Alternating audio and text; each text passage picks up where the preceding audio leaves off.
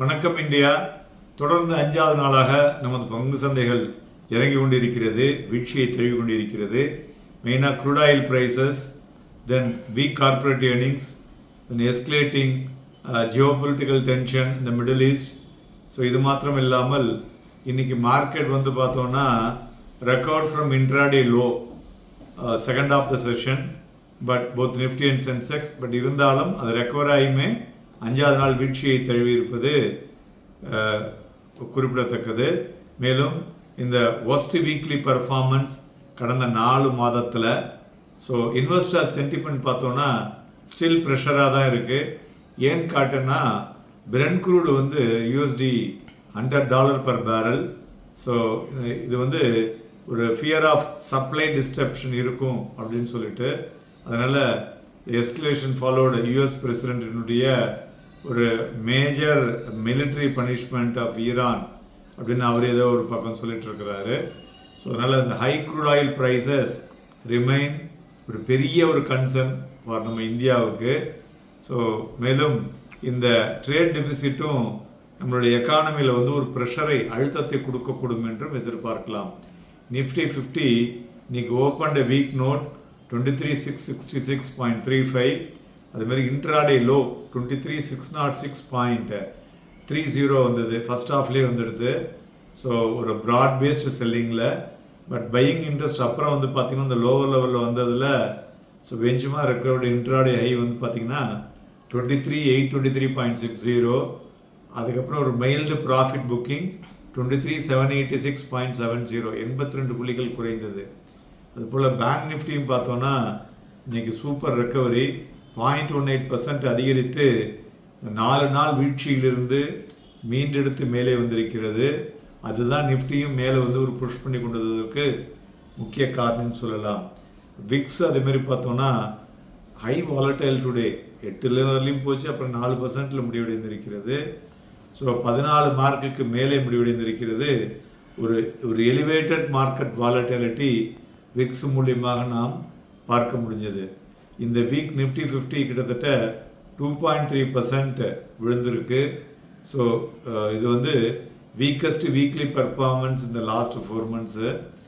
அது மாத்திரம் இல்லாமல் செகண்ட் இன்ஸ்டன்ஸ் இந்த கேலண்டர் 2026 நிஃப்டி 50 தொடர்ந்து 5 நாட்கள் வீழ்ச்சியை தழுவியிருப்பதும் குறிப்பிடத்தக்கது. ஸோ மேலும் செக்டார் பர்ஃபார்மன்ஸில் பார்த்தோன்னா இன்றைக்கி 5 of the 11 பெட்டராக பண்ணியிருக்கு. அதில் மெயினாக மீடியா, ஐடி அண்ட் பிஎஸ்யூ நல்லா பண்ணியிருக்கு. Auto, energy and metal profit புக்கிங்கில் வீழ்ச்சி அடைந்தது. மறுபுறம் மிட் கேப் பார்த்தோன்னா இன்றைக்கி decline by 0.1%, lowest level in 6 weeks. அதுமாரி ஸ்மால் கேப்பும் 0.32% விழுந்திருக்கு. ஸோ 3 week லோவை டச் பண்ணியிருக்குன்னு சொல்லலாம். இண்டிவிஜுவல் ஸ்டாக்ஸை பொறுத்தவரை பார்த்தோன்னா stocks like HCL Tech, Cipla, Wipro, ITC, HDFC life இவையெல்லாம் ஏறிய பங்குகள். ப்ராஃபிட் புக்கிங்கில் எட்டர்னல், எம்என்டம், Bajaj Finance, Shriram Finance, Bajaj Auto இவையெல்லாம் இறங்கிய பங்குகள் என்று சொல்லலாம். ஸோ ஜூலை மாதம் வந்திருக்கக்கூடிய PMI manufacturing 53.9 versus 54.2.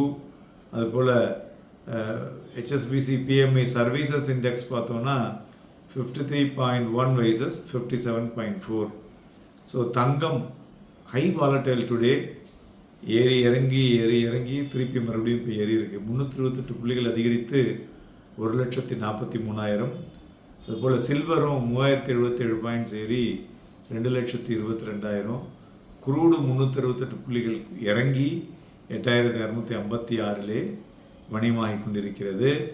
So black டீலை பொறுத்தவரை பார்த்தோன்னா 5 star credit, Coforge and Kotak bank block deal நடந்துருது. இன்றைக்கி ரிலையன்ஸ் பார்த்தோன்னா ஒரு மோஸ்ட் லிமிட்டிங் லாஸஸ்ன்னு சொல்லலாம் நிஃப்டி 50. ஸோ மேலும் market breadth remain marginally positive despite benchmark வீழ்ச்சி அடைந்தாலும். ஸோ 58 பங்குகள் 52 வீக் ஹையையும், 79 பங்குகள் 52 வீக் லோ, 77 பங்குகள் அப்பர் சர்க்கியூட், 98 பங்குகள் லோவர் சர்க்கியூட்டை டச் பண்ணியுள்ளது. அதுபோல் இன்றைக்கி நிஃப்டி ஃபியூச்சர் பார்த்தோன்னா அந்த ஃபஸ்ட் ஹவரில் வந்த ஹையை லாஸ்ட் ஹவரில் அதுதான் லோவாக மேட்ச் ஆகிருக்கு. ஸோ இதுமாரி மேட்ச் ஆச்சுன்னா மார்க்கெட் வந்து will have a good recovery in coming days அப்படின்னு எடுத்துக்கலாம். நிஃப்டி ஃபியூச்சரும் ஓரளவுக்கு பிலோ ஆவரேஜ் வால்யூம் தான், பெட்டராக இருக்குது. பேங்க் நிஃப்டி ஃபியூச்சரும் பிலோ ஆவரேஜ் பட் பெட்டராக இருக்குது. ஸோ மார்க்கெட் வந்து வரும் வாரம் என்னெல்லாம் பார்க்க வேண்டும். ரெண்டாவது, இந்த பார்லிமெண்ட் வின்டர் செஷன் இருக்கும் பொழுது, மழைக்கால கூட்டத்தொடர் இருக்கும் பொழுது அதற்கு தகுந்தாற்போல் தான் மார்க்கெட்டுடைய வாலட்டிலிட்டியும் இருக்கக்கூடும். ஸோ அதனால் அதையெல்லாம் பற்றி அடுத்த 2 நாட்கள் பேச இருக்கிறோம். இணைந்தீர்கள். நன்றி, வணக்கம்.